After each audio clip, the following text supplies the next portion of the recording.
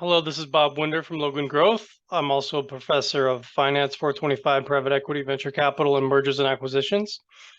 There are a lot of options for dentists, doctors to take some chips off the table and have a liquidity event, but still have meaningful upside in the future. Let me walk you through just a real quick version of what one of these looks like with a private equity deal. So call it EBITDA 5, multiple 10. We'll just keep it nice and easy. In this case, the enterprise value is going to be 5 times the 10 or 50 million. This gets funded with debt and equity, just like buying a house. You're not going to use all equity, you're going to use some debt.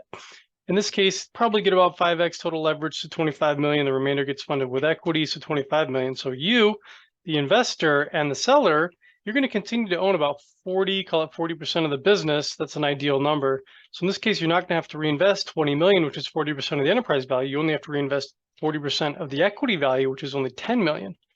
So that's really interesting, right? So you can continue to own 40% of the business and only have to reinvest 10 million, which means your net proceeds are going to be your enterprise value of 50 million less existing debt, call that 5 million, less roll,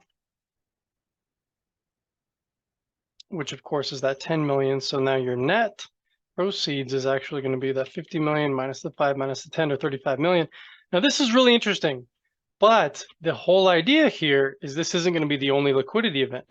Partnering with an investment firm, they want to make a return on their investment. So let's grow this thing to 15 million.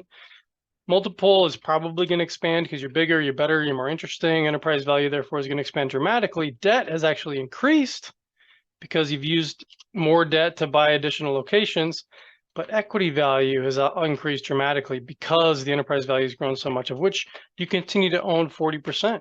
So the next bite of the apple, you take 44 million home. So your total proceeds are going to be this 44 plus the 35. Now, this is an interesting outcome, interesting scenario, 79 million over the next 5 years, but there's a lot of different structure that can be incorporated here, as well as partnerships with DSOs, other strategics. There's a lot of options out there, and understanding the mechanics is crucial.